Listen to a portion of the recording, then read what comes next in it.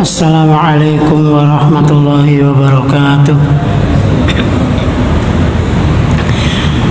Alhamdulillahi rabbil alamin wal aqibatu lil muttaqin wala udwana illa 'alal zalimin wa asyhadu an la ilaha illallah wa asyhadu anna Muhammadar Rasulullah. Allahumma shalli ala Muhammadin wa ala alihi wa sahbihi ajma'in. Faqala ta'ala ya ayyuhalladzina amanu taqullaha haqqa tuqatih wa la tamutunna illa wa antum muslimun. Amma ba'du. Kepada para alim, para ustadz, kemudian para jamaah sekalian, hadirin hadirat rahimani wa rahimakumullah. Alhamdulillah, kita pertama bersyukur kepada Allah Subhanahu wa taala. Pada malam hari ini Allah berikan kita kesempatan lagi untuk belajar bersama, untuk menghilangkan kebodohan atau mengurangi kebodohan yang ada pada diri kita ya. Karena cukuplah seseorang dianggap dalam kejelekan kalau dia jahil dengan dirinya sendiri ya. Ini diantara nasihat Rasulullah SAW kepada sahabat Abu Dzar Al-Ghifari radhiyallahu anhu. Kita harus terus belajar ilmu agama untuk menambah iman kita, apalagi ini adalah di antara taman surga. Siapa yang belajar ilmu agama, dia sedang menuju surga Allah. Semoga kita semuanya insya Allah masuk surga, amin. Mari kita banyak bersyukur dengan banyak berzikir kepada Allah, dengan banyak ibadah dan sebagainya. Kemudian salawat dan salam kita selalu sampaikan kepada Nabi kita, Nabi Muhammad sallallahu alaihi wasallam. Hadirin hadirat, ikhwan akhwat rahimani wa rahimakumullah. Pada pertemuan sebelumnya kita sudah sampai di hadisnya Sa'ad bin Abi Waqqas yang beliau ingin menginfakkan 2/3 hartanya atau setengah hartanya, tetapi Nabi SAW membolehkan hibah itu maksimal 1/3 dari harta. Kemudian kita masuk pada hadis dari Abu Hurairah Abdurrahman bin Sakhrin radhiyallahu anhu qala. Abdurrahman bin Sakhr Abu Hurairah radhiyallahu anhu, sahabat yang paling banyak hadisnya, sampai 5.000 hadis lebih beliau riwayatkan dari Rasulullah SAW. Peringkat pertama sahabat yang paling banyak hadisnya. Beliau hanya bertemu Rasulullah SAW 4 tahun, tetapi beliau paling banyak meriwayatkan. Karena beliau mengatakan Abdullah bin Amr bin As menulis dan menghafal, sedangkan aku hanya menghafal saja. Tetapi Rasulullah SAW telah mendoakan Abu Hurairah dengan kuat hafalannya, sehingga beliau hafalannya kuat. Pernah dipanggil oleh seorang khalifah dari Bani Umayyah. Setelah di hadapan khalifah, diperintahlah Abu Hurairah membawakan 100 hadis dari 1 sampai 100 dan sedang diuji oleh khalifah. Para penulis kerajaan, sekretaris di balik dinding mendengarkan hadis tersebut tanpa sepengetahuan Abu Hurairah sampai 100 hadis. Ditulis urut 1, 2, 3, 4, 5 sampai 100. Setahun kemudian Abu Hurairah radhiyallahu an dipanggil khalifah dan berkata, "Ya Abu Hurairah, bacakan lagi 100 hadis setahun lalu yang kau sampaikan kepada kami, urut." Kemudian Abu Hurairah menyampaikan 100 hadis tersebut urut sebagaimana setahun yang lalu, dan dicek oleh sekretaris khalifah, semuanya benar. Ini menunjukkan kecerdasan Abu Hurairah radhiyallahu anhu. 4 tahun tetapi banyak meriwayatkan hadis. Kenapa? Di antara doa dari Nabi yang kedua, berkata Abu Hurairah radhiyallahu anhu, ketika aku hadir, yang lain tidak hadir. Ketika aku menghafal, yang lain tidak menghafal. Artinya apa? Keutamaan hadir dalam majelis ilmi. Para sahabat yang lain itu hidup bersama Nabi sampai puluhan tahun. Tapi Abu Hurairah hanya bertemu Nabi 4 tahun setelah itu Nabi itu wafat. Tapi banyak ilmu. Kenapa? Hadirnya terus di majelis ilminya Rasulullah SAW. Jika seandainya kita hadis terus pada kajian-kajian selama mungkin 4 tahun, mungkin sambil menulis, insya Allah banyak catatan di buku tulis kita. Kesalahan kita itu kalau ngaji jiping, ngaji kuping. Alhamdulillah di sini pakainya karpet. Kadang ada praktis, lain praktis.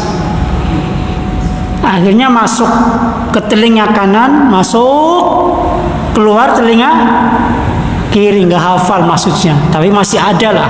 Yang namanya masuknya pasti ada yang nyangkol. Lumayan. Kalau kita pengen lumayanan saja, iya. Itu. Qayyid suyudaka bil hibalil wasiqah. Kamu ikat buruanmu dengan tali yang kuat. Karena orang mencari ilmu sedang mencari buruan. Ya kan? Cara ketika buruan tertangkap tidak lepas, diikat dengan tali yang kuat. Ketika ilmu supaya tidak lepas, diikat dengan tulisan. Itu maksudnya. Dan Abu Hurairah adalah ahli sufah. Ahli sufah, orang yang hidup di serambi masjid, di belakang masjid, sekitar 70 orang atau 80 orang. Miskin-miskin. Ya. Kadang ada 2 batu diganjil di perut Abu Hurairah saking laparnya, dan sahabat ahli sufah yang lain. Dan perlu diingat, hadisnya Abu Hurairah radhiyallahu anhu tidak dipakai oleh orang-orang Syiah. Oleh orang-orang Syiah, ya, karena mereka nggak percaya masa 4 tahun bisa sampai 5.000 hadis. Tuh, ya. Kemudian namanya Abdurrahman bin Sakhr radhiyallahu anhu. Hurairah adalah kucing perempuan. Ya, Hirratun. Kenapa disebut Hurairah? Karena Abu Hurairah ya, suka memberi makan anak kucing dan sangat perhatian sama kucing, ya, supaya tidak kepanasan, tidak kelaparan, tidak kehujanan. Masya Allah, ya. Kemudian berkata Rasulullah SAW, Inna Allah la yanzuru ila ajsamikum wala ila suwarikum walakin yanzuru ila qulubikum. Rawahu Muslim. Sesungguhnya Allah tidak melihat kepada jasad kita semua dan tidak kepada rupa kita semua, tetapi Allah melihat kepada hati kita. Jadi Allah melihat kepada hati. Ya, saya sampaikan, kalau hatinya baik, fa inna fil jasadi mudghah. Di dalam satu jasad kita itu ada mudghah, segumpal daging. Idza salahat salahal jasadu kullu. Kalau segumpal itu baik, seluruh jasadnya baik. Tangannya baik, matanya baik, telinganya baik, lisannya baik, kakinya baik. Wa idza fasadat fasadal jasadu kulluh. Kalau satu gumpal itu rusak, maka rusak semua anggota badan. Orang matanya jelalatan, ya, lihat perempuan yang bukan mahramnya, itu berarti hatinya kotor, rusak. Orang lisannya suka menggunjing saudaranya, suka menuduh saudaranya, suka memfitnah saudaranya, berarti hatinya rusak. Orang telinganya suka melakukan kemaksiatan, berarti hatinya rusak. Orang kakinya dilangkahkan menuju maksiat, berarti hatinya rusak. Maka inti, ya, takwa ada di hati. Yusi Rasulullah SAW sadruhu salah samarat. At-taqwa hahuna. At-taqwa hahuna. At-taqwa hahuna. Takwa di hati. Jadi takwa itu di hati. Maka hati adalah malikul a'dha, rajanya badan. Kalau rajanya bagus, anggota badannya akan bagus. Kalau rajanya jelek, maka prajuritnya akan ikut jelek. Jadi raja itu punya peranan yang sangat penting, termasuk memilih pemimpin juga harus yang saleh. Sehingga kalau pemimpinnya saleh, bawahannya akan ikut saleh. Insya Allah. Karena apa? Pengaruh dari seorang pemimpin seperti hati. Ya, karena apa? Yang namanya qalb itu malikul a'dha, itu rajanya. Anggota badan itu hati, raja. Kalau rajanya bagus, ya. Ida taubal malik, taubat junuduh. Kalau rajanya bagus, pasukannya, prajuritnya, ya, menteri-menterinya akan bagus. Tangannya akan bagus, lisannya akan bagus, matanya akan bagus. Maka takwa itu di hati. Takwa itu di hati. Di hadis yang lain, ya, ada redaksi la yanzuru ila suwarikum wa amwalikum. Allah tidak melihat kepada amwalikum, harta kita, dan juga tidak melihat kepada rupa kita, jasad kita. Walakin yanzuru ila qulubikum wa a'malikum. Tetapi Allah melihat kepada qulubikum, hati kita, dan juga a'malikum, amal kita. Bagaimana amal kita? Amal itu diterima dengan dua syarat. Yang pertama adalah al-ikhlasu lil ma'bud. Ikhlas kepada yang disembah Allah SWT dalam semua amal. Yang kedua, al-mutaba'ah li Rasulullah sallallahu alaihi wasallam. Mutaba'ah kepada Rasulullah sallallahu alaihi wasallam. Mengikuti sunnah Nabi sallallahu alaihi wasallam. Mengikuti contoh yang dicontohkan Nabi sallallahu alaihi wasallam. Ya, dalam hadis Aisyah, man amila amalan laisa alaihi amruna fahuwa raddun. Siapa yang beramal dengan satu amalan tanpa contoh dari kami Rasulullah SAW, maka tertolak amalannya. Itu syarat amal diterima. Yang pertama ikhlas, yang kedua sesuai dengan dicontohkan oleh Rasulullah SAW. Dan Allah melihat amal kita, ya, amal kita. Di antara isi suhuf Musa, Nabi membacakan isinya di hadapan Abu Dzar Al-Ghifari radhiyallahu an. Ajaban liman aikona bil hisabi ghadan wa huwa la ya'malu. Sungguh aneh orang yang tahu besok di akhirat ada hisab, tapi dia di dunia tidak beramal. Dia di dunia tidak beramal. Sungguh aneh. Ada enggak orang yang tahu besok ada kiamat, ada hisab, tapi enggak beramal? Ada? Wah, iya. Seperti orang mengatakan nyong pengen manjing surga, tapi orang tahu ngamalna amalan surga. Nyok ora pengen manjing neraka, tapi lakoni perbuatan manjing neraka. Kon gelem manjing neraka, mulah. Tapi togel jalan terus, zina jalan terus. Kon manjing neraka ora gelem. Kan aneh.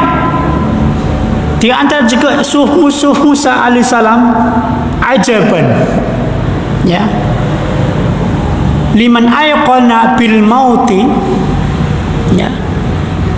Ajaban liman ayqana bil maut, sungguh aneh orang yang yakin dengan mati, dengan mati, wa huwa yafrah, tapi dia senang-senang terus di dunia. Mati itu pasti, tapi dunia pengennya senang-senang terus, healing terus, tamasya terus, guyon terus. Tidak berpikir untuk bagaimana supaya dia mendapatkan kebaikan setelah matinya. Itu. Nah, maka dengan amal kita, orang yang beramal soleh tidak akan rugi, betul nggak? Betul? Makanya dalam kitab Al-Usul Salasah disebutkan oleh Al-Mu'allif rahimahullah ta'ala, kewajiban seorang mukmin ada 4. Yang pertama, al-ilmu, ilmu dulu. Ilmu itu, ilmu siapa? Ilmu tentang Allah, sehingga dia yakin dengan Allah Azza wa Jalla. Ilmu tentang nabinya Sallallahu Alaihi Wasallam, sehingga dia mengikuti nabinya Sallallahu Alaihi Wasallam. Yang ketiga, ilmu tentang syariat Islam dengan dalil. Dengan apa? Dalil. Jadi kalau beramal soleh harus dengan dalil. Dalilnya apa? Ya, sehingga tidak beramal soleh tanpa dalil. Yang pertama, ilmu yang wajib diketahui seorang muslim. Yang kedua adalah wal amalu bih, mengamalkan ilmu tersebut. Dan ilmu yang diamalkan itu adalah buah dari ilmunya. Karena ilmu tanpa amal bagaikan pohon tak berbuah.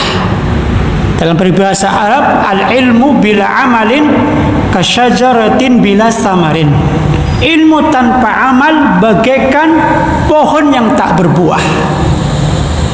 Yang ketiga, setelah mengamalkan ilmu, mendakwahkan ilmu tersebut. Mendakwahkan, wa da'watu bih, dakwah semampunya. Yang keempat, sabar dalam berdakwah. Sabar dalam berdakwah. 4 ini semua kewajiban seorang muslim itu ada pada surat yang panjenengan hafal. Al-Asr. A'udzubillahi minasyaitonir rajim. Wal 'asr. Innal insana lafi khusr. Demi waktu, demi masa. Di sini Allah bersumpah dengan waktu. Dan hanya Allah yang boleh bersumpah dengan makhluknya, dan yang disumpah menunjukkan keagungannya. Tidak boleh kita bersumpah dengan nama selain Allah Azza wa Jalla. Ya, berkata Rasulullah SAW, man halafa bi ghairillahi faqad asyraka. Siapa yang bersumpah dengan nama selain Allah, maka dia telah melakukan kesyirikan.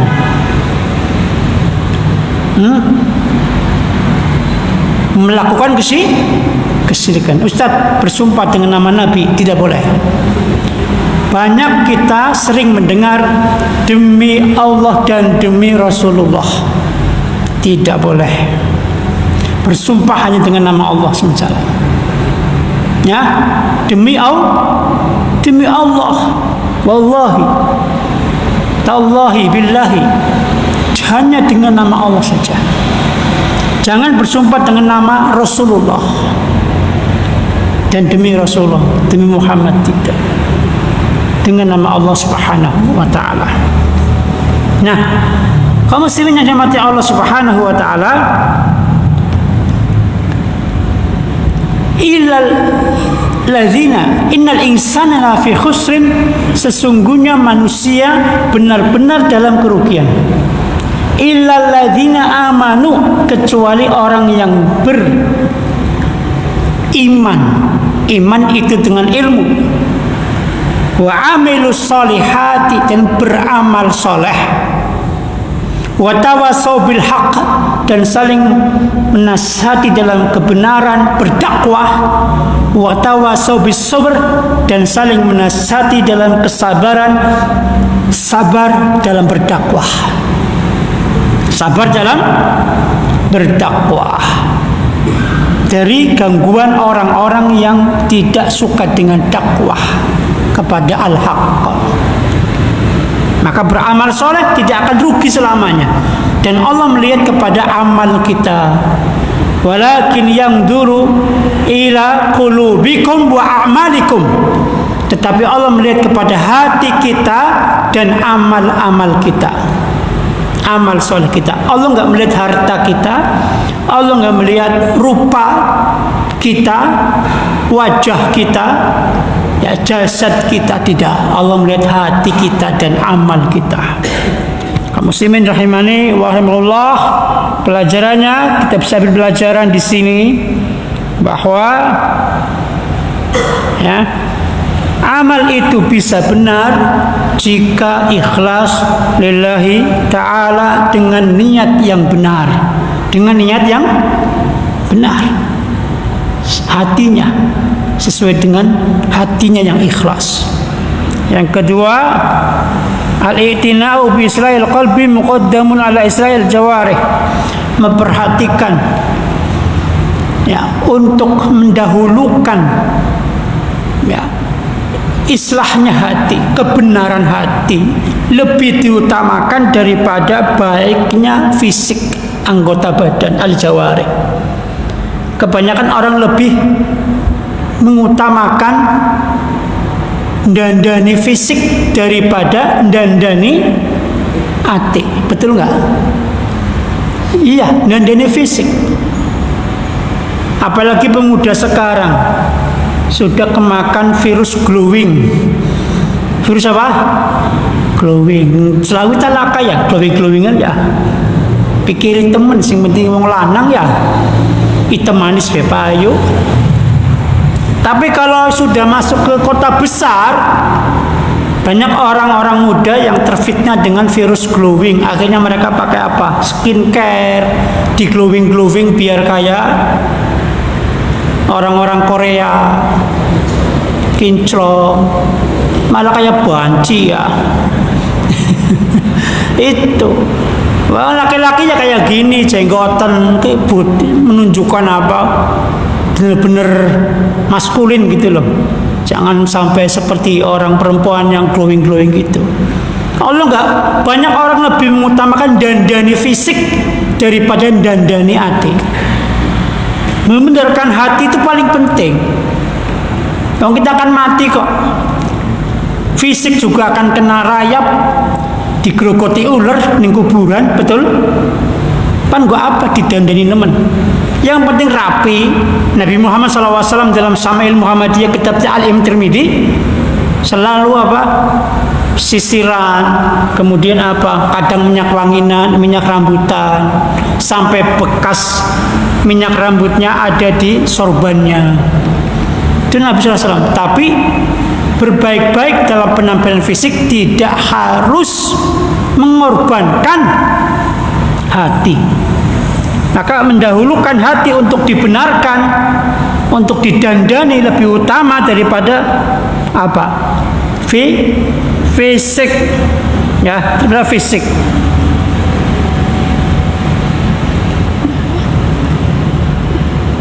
Hadis selanjutnya, an Abi Musa Abdullah bin Qais al-Ash'ari radhiyallahu qala, dari Abi Musa Abdullah bin Qais al-Ash'ari, dipanggil Abu Musa al-Ash'ari radhiyallahu an.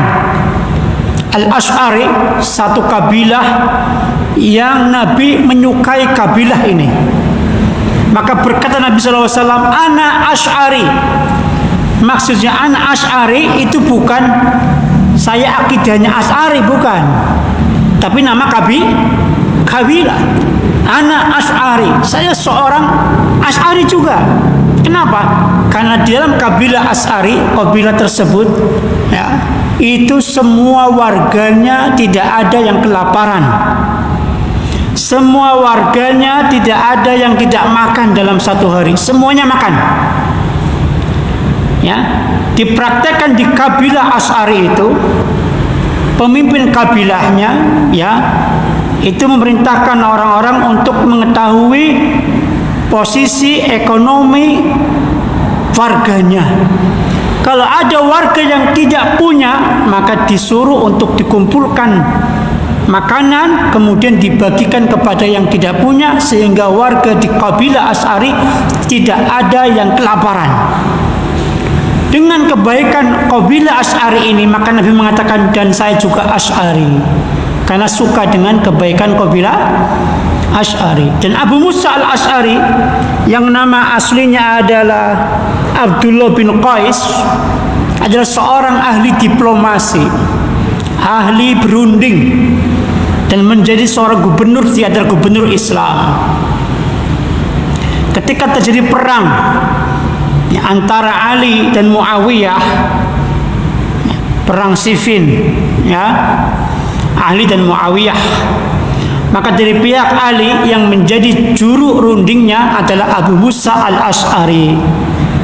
Dari pihak Muawiyah bin Abi Sufyan adalah juru rundingnya Amr bin As radhiyallahu anhu. Semuanya sahabat semua. Muawiyah adalah sekretaris Nabi sallallahu alaihi wasallam, dipanggil dengan panggilan Ammul Mukminin, pamannya orang-orang mukmin, itu panggilannya Muawiyah. Muawiyah adalah ya, panglima ataupun gubernur yang memberangkatkan pertama kali pasukan dengan laut, dengan pasukan yang besar. Dari zaman Abu Bakar, Muawiyah sudah minta kepada Khalifah Abu Bakar, kita buat armada kapal yang besar untuk memerangi orang-orang non-muslim dengan jalur laut. Abu Bakar belum mengiyakan. Di zaman Umar, Muawiyah minta kepada Umar bin Khattab untuk dibuat pasukan armada kapal. Ternyata di zaman Umar tidak diizinkan. Di zaman Utsman bin Affan baru diizinkan, maka dibuatlah galangan-galangan membuat kapal yang besar di Afrika, kemudian di daerah Arab, kalau nggak salah di Kufah, dan di negeri yang lain 3 galangan kapal besar di zaman Utsman bin Affan atas permintaan Muawiyah radhiyallahu anhu. Dan termasuk pasukan yang diampuni oleh Allah adalah Muawiyah, karena janji Rasulullah sallallahu alaihi wasallam. Sedangkan Ali bin Abi Thalib adalah orang yang punya keutamaan. Ya, dalam kitab Nuqbah min Tarikh disebutkan ada 18 keutamaan Ali. Oh bukan, dalam kitab Tarikh Al-Khulafa, Al-Imam Asyuyuti menyebutkan riwayat ada 18 keutamaan Ali bin Abi Thalib yang tidak ada pada sahabat-sahabat yang lain. Dan Ali, Masya Allah, siapa yang mencintaiku, dia harus mencintai Ali. Siapa yang membenci Ali, dia membenciku, kata Rasulullah sallallahu alaihi wasallam. Walaupun berperang dengan Muawiyah, Muawiyah pernah memanggil seorang tawanan yang di pihak Ali, ditawan. Bagaimana menurutmu tentang Ali bin Abi Thalib? Maka berkata orang ini, apakah ketika aku menyebutkan kebaikan-kebaikan Ali, aku akan dibebaskan dari tahanan, ya Khalifah? Berkata Muawiyah, engkau tidak akan dibebaskan. Kalau begitu aku akan sampaikan tentang Ali bin Abi Thalib. Maka disampaikan tentang Ali bin Abi Thalib, kebaikan-kebaikannya di hadapan Muawiyah radhiyallahu an. Muawiyah pun menangis, meneteskan air mata. Sungguh apa yang kau sampaikan semuanya benar, dan itulah Ali bin Abi Thalib. Masya Allah. Walaupun berperang, tetapi saling mencintai satu sama lain. Berperang karena apa? Karena beda pendapat. Tapi kalau masalah cinta, saling mencintai satu sama lain. Kaum muslimin yang Allah Subhanahu wa taala. Nah, qala su'ila Rasulullah sallallahu alaihi wasallam 'anil rajuli yuqatilu saja'atan. Nabi ditanya tentang seorang yang dia berperang saja'atan supaya dianggap pahlawan, pemberani. Ya. Wa yuqatilu hamiyatan, dan berperang ya hamiyatan karena suku ya dan sebagainya. Wa yuqatilu riya'an karena riya. Ayu dzalika fi sabilillah. Maka Nabi ditanya, di antara tiga itu mana yang termasuk perang di jalan Allah? Faqala Rasulullah SAW, maka berkata Rasulullah SAW menjawab, man qatala litakuna kalimatullahi al-ulya fahuwa fi sabilillah, muttafaqun alaih. Siapa yang berperang untuk meninggikan kalimat Allah sehingga menjadi kalimat yang paling tinggi, maka dialah yang disebut fi sabilillah. Jadi kalau jawaban Nabi itu jawaban diplomasi yang mencukupkan dengan satu jawaban ketiga kriteria perang karena ingin dianggap pemberani, pahlawan, karena suku atau karena riya, semuanya bukan fisabilillah. Kalau mau disebut fisabilillah, man qatala litakuna kalimatullahi al-ulya fisabilillah fahuwa fisabilillah. Siapa yang berperang untuk meninggikan kalimat Allah, maka itulah fisabilillah. Di tempat mana saja. Apakah bisa jadi di perang kaum muslim dengan orang kafir ada orang yang dia tidak fisabilillah? Ada. Jika dia perangnya karena riya, walaupun melawan orang kafir, ya, jika dia perangnya karena ingin dianggap pahlawan, ya riya juga, dianggap pemberani, ini tidak boleh.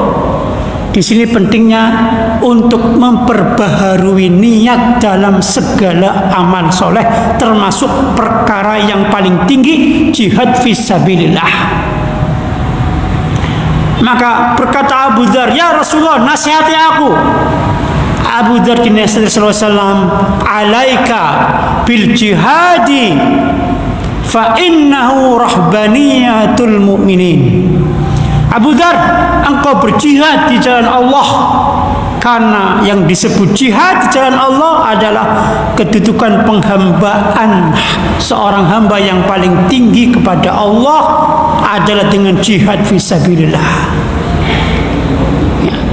Dan jihad fisabilillah bisa menjadi bukan jihad jika ternyata niatnya bukan karena Allah, niatnya karena riya, karena ingin disanjung, karena ingin dipuji, karena suku dan sebagainya. Maka di sini pentingnya niat di jalan Allah SWT. Apa yang disebut dengan kalimatullah, meninggikan kalimat Allah? Da'watullah ilal Islam, dinullah, yaitu mendakwahkan supaya orang masuk Islam. Berperang untuk menjadikan orang masuk Islam. Itu namanya kalimatullah yal ulya, fahuwa fi sabilillah. Ya. Pelajarannya apa di sini kita bisa belajar? Ya. Al-amalus salihatu tahtasibu bin niyati salihah. Amal yang salihah akan dinilai dengan tujuan mencari pahala dengan niat yang benar lillahi ta'ala. Ya. Karena disebut innamal a'malu bin niyat. Ya. Di sini juga belajar fadlul jihadi, ya, liman yakunu liman qatala fi sabilillah li'la'i kalimatillah, ya, liyakuna ad-dinu kulluhu lillah. Bahwa jihad fi sabilillah, ya, adalah dengan berperang di jalan Allah, disebut jihad fi sabilillah. Kemudian tujuan berperang li'la'i kalimatillah, meninggikan kalimat Allah. Liyakuna din, untuk menjadikan agama kulluhu lillah, semuanya adalah Allah. Artinya apa yang disembah? Ad-dinu kulluhu lillah, maksudnya tidak ada yang disembah hanya kecuali Allah. Berperang supaya tidak ada orang musyrik yang menyembah selain Allah. Berperang supaya orang-orang kafir masuk Islam. Ya, liyakuna dinu kulluhu lillah. Itu maksudnya begitu. Ya, Masya Allah. Kemudian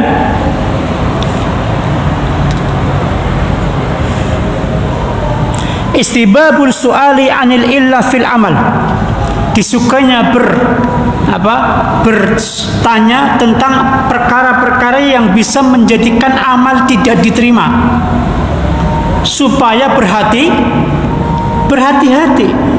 Kalau berperang seperti ini bolehkah? Barangkali nggak boleh, maka ditanyakan. Kalau berperang untuk hamiyatan, untuk asobiyah, hamiyah itu asobiyah, kesukuan dan sebagainya, apakah dibolehkan? Barangkali nggak dibolehkan. Maka pertanyaan yang seperti ini disukai supaya amalnya tidak eman-eman, ya, tidak ditolak, tapi bagaimana supaya amalnya diterima, itu ya. Nah, maka jawaban Nabi dengan jawaban yang sangat singkat, siapa yang berperang di jalan Allah untuk meninggikan kalimat Allah, dia yang disebut fi sabilillah. Nah, ini kemudian wajibnya mendahulukan ilmu sebelum beramal. Nah, makanya sahabat bertanya tentang amal-amal yang menyebabkan perang tidak diterima. Harus tahu ilmunya, sehingga ketika berperang dia harus meniatkannya karena Allah, bukan karena ingin dianggap pahlawan, bukan karena ingin dianggap ini dan sebagainya. Nah, itu harus ada ilmunya dalam berperang. Maka kadang ada orang melakukan jihad tapi tanpa ilmu. Itu yang berbahaya. Ya, itu ya. Sehingga terjadilah pengeboman bom bunuh diri sampai membunuh kaum muslimin yang ada di sekitar wilayah tersebut, bahkan membunuh orang kafir yang dhimmi yang dilindungi oleh pemerintah. Itu tidak boleh semuanya.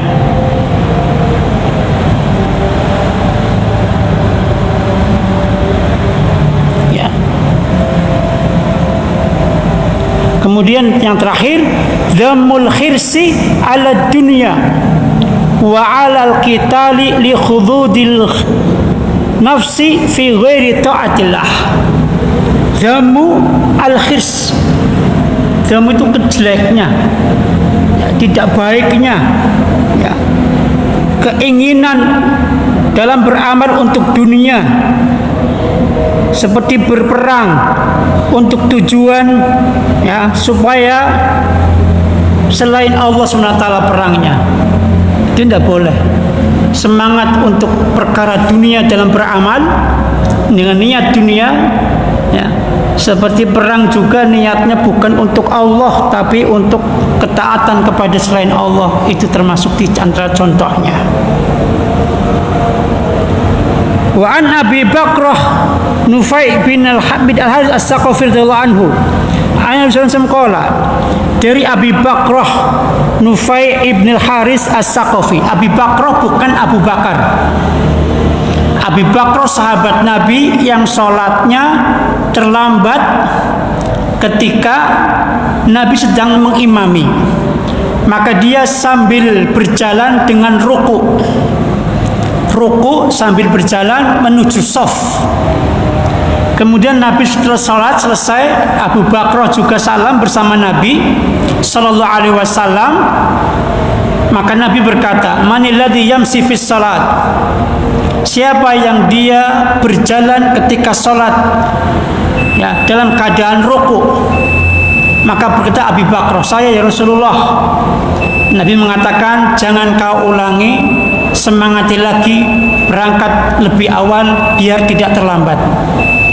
Tetapi Nabi SAW tidak memerintah Abi Bakrah untuk menambah rakaat, menunjukkan ketika seorang masbuk mendapati rukuknya imam, maka dia mendapatkan 1 rakaat. Ya? Sadaqallahu khirsan wala ta'ud, kata Nabi kepada Abi Bakrah, semoga Allah tambahkan untukmu semangat supaya tidak terlambat sholat, wala ta'ud, jangan kau ulangi lagi terlambat. Dan Nabi tidak memerintahkan Abi Bakrah untuk menambah rakaat. Artinya beliau radhiyallahu an sholatnya sempurna bersama Nabi. Jadi orang yang mendapati rukuknya imam, dia mendapati 1 rakaat. Wallahu a'lam. Anan Nabi sallallahu alaihi wasallam qala, "Idzal taqal muslimani bisayfihima fal qatil wal maqtul finnar." Ketika bertemu 2 orang muslim dengan 2 pedangnya, maka fal qatil wal maqtul, orang yang membunuh dan yang dibunuh, finnar, keduanya di neraka. Qultu ya Rasulullah, hadzal qatil fama balal maqtul. Kalau yang membunuh di neraka ya Rasulullah, bagaimana dengan al-maqtul yang terbunuh? Maka Rasul menjawab, innahu kana harisan ala qatli sahibihi.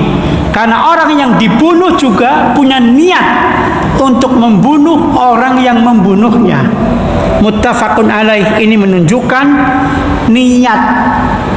niatnya orang yang dibunuh juga ingin membunuh. Maka yang membunuh dan yang dibunuh di neraka.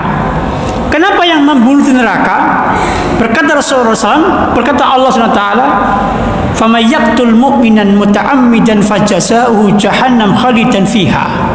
Siapa yang membunuh orang mukmin dengan sengaja, maka baginya adalah Jahannam khalidan fiha, dia ada kekal di dalamnya.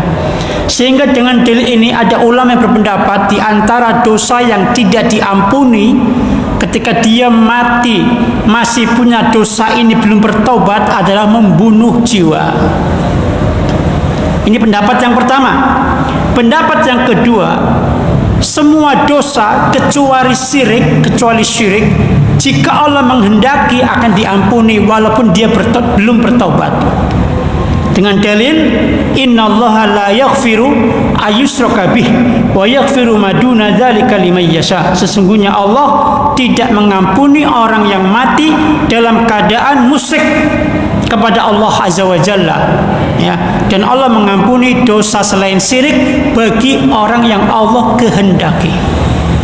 Ini yang menjadikan walaupun dia membunuh bisa diampuni oleh Allah jika Allah mengampuni.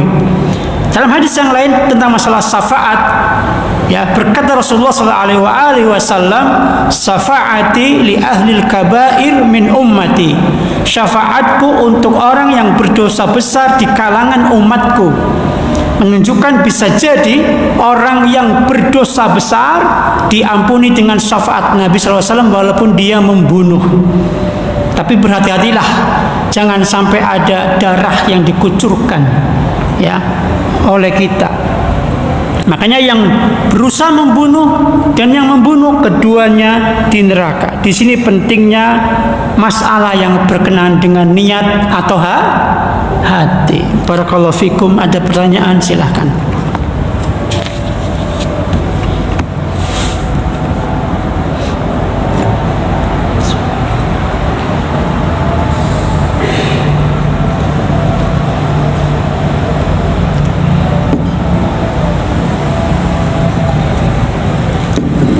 Subhanakallahumma wa bihamdika asyhadu an la ilaha illa anta astaghfiruka wa atubu ilaik. Assalamualaikum warahmatullahi wabarakatuh.